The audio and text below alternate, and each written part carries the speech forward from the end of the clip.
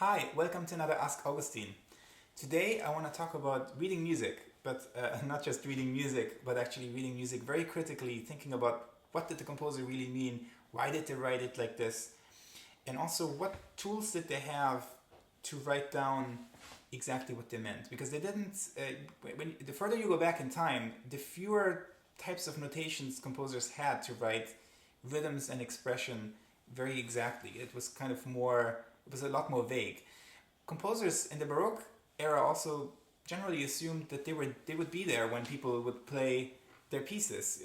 They were writing for musicians of their time. They weren't thinking about us hundreds of years later. So I've been playing a lot of Bach, and actually even some of the rhythms in Bach are sometimes debatable. So for example, in the Courante, he writes triplets and a dotted figure. So like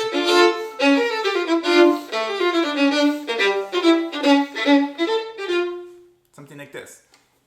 You would think at first glance, but actually then I realized back then a triplety figure like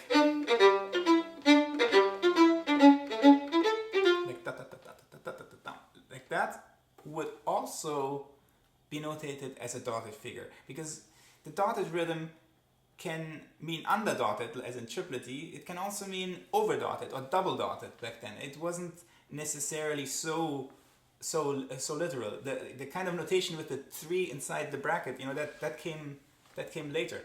So a different way to interpret it is that it's all triplets.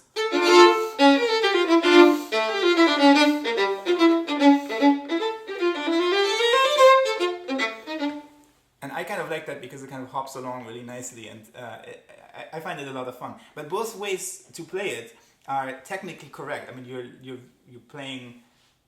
It's two different ways of reading what Bach wrote, and two different things that Bach might have meant with what he wrote. There are other times when some of his rhythms might indicate a certain direction or rubato. It's not necessarily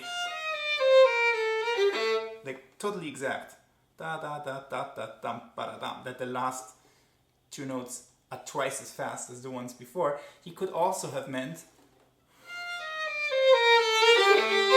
that they like a quintuplet that gets faster towards the end.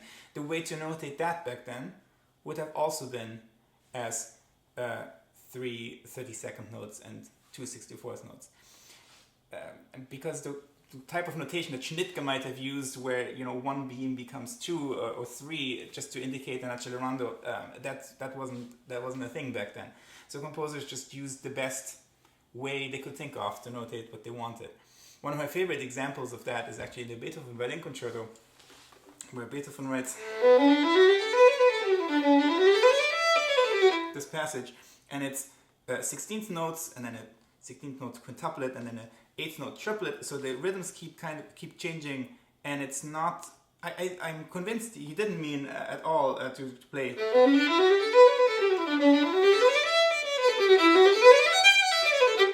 like really clear distinctions between those rhythms, but it's actually his way to show you the kind of rubato that he wants. That it's kind of these waves that keep building momentum. So